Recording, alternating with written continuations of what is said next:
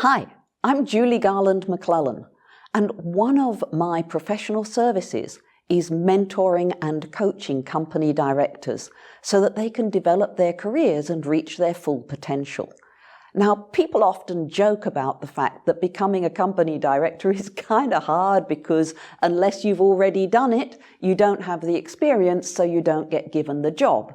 And that conundrum of you can't get the job because you don't have the experience does exist, but there are ways around it.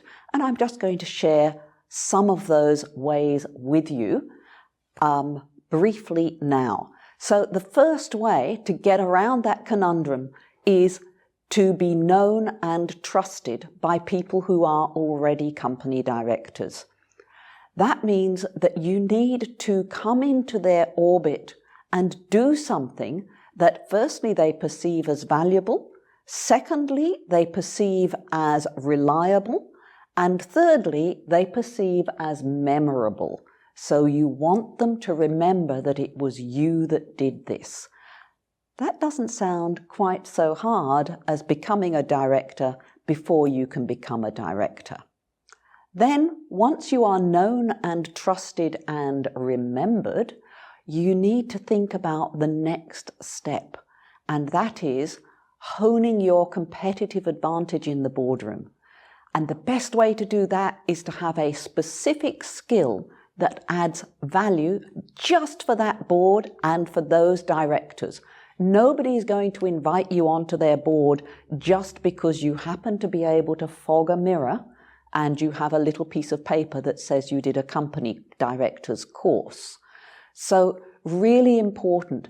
Those are things that every director should have.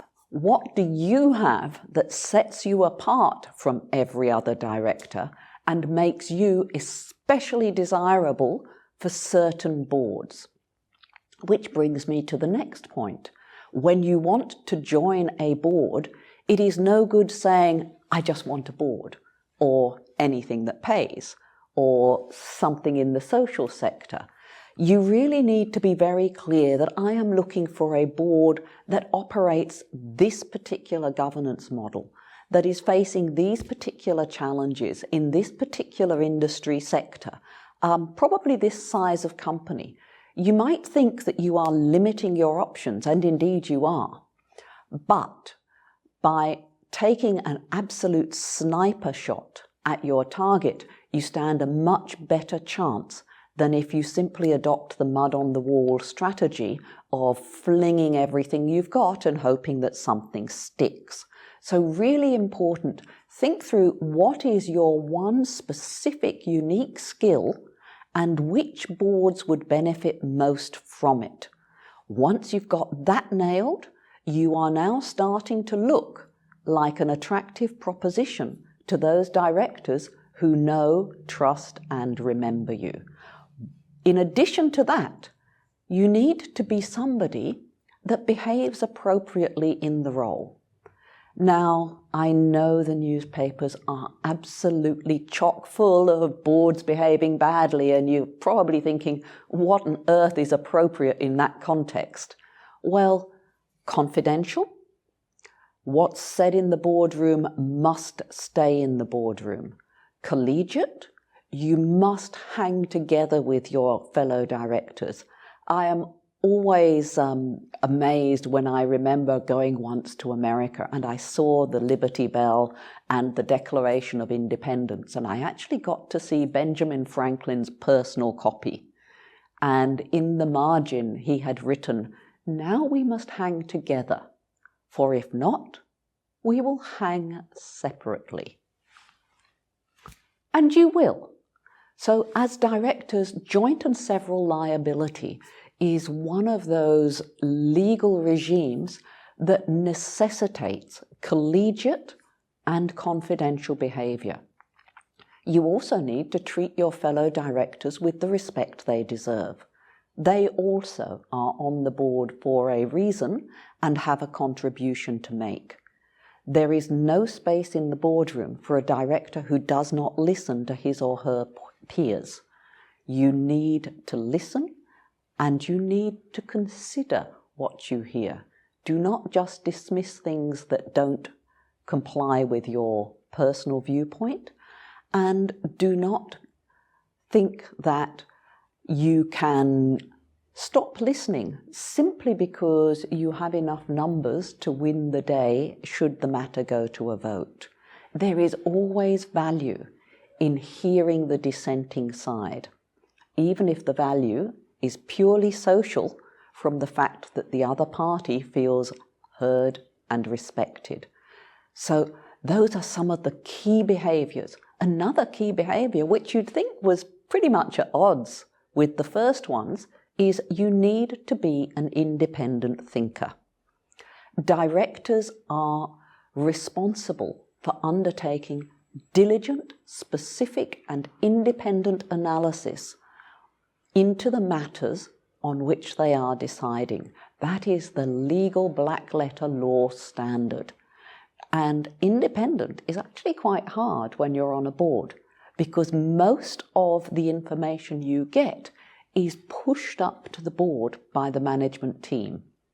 And what you need to do is to pull information, not just from the management team, but from external independent sources.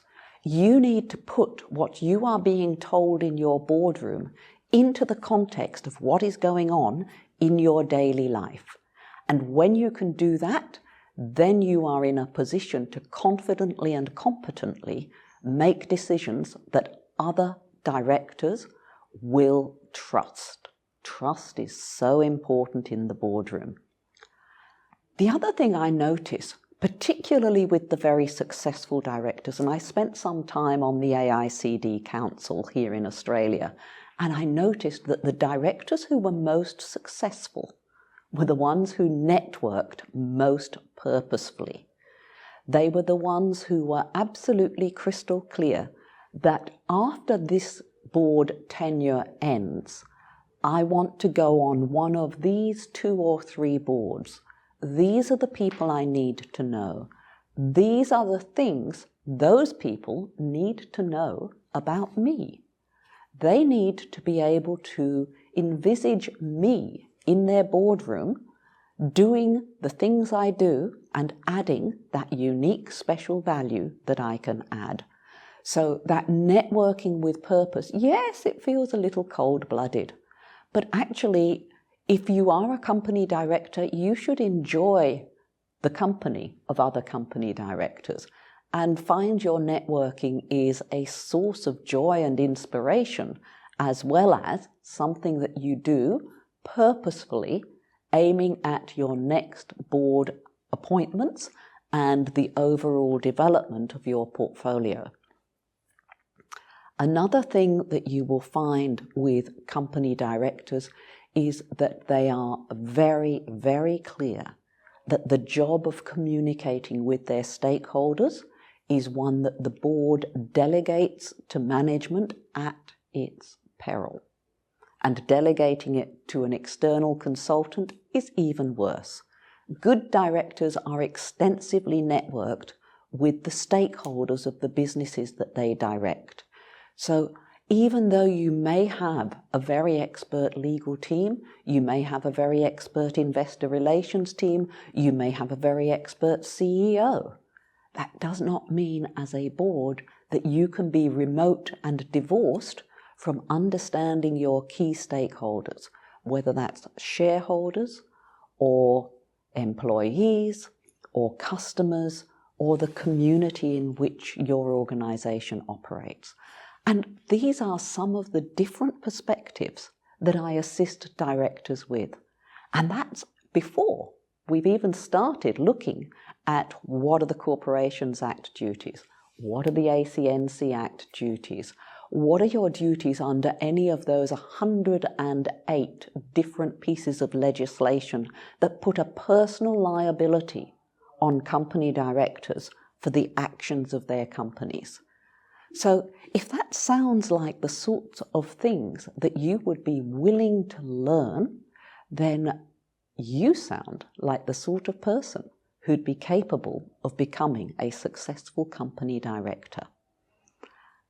As I said, That is one of the things I do in my mentoring.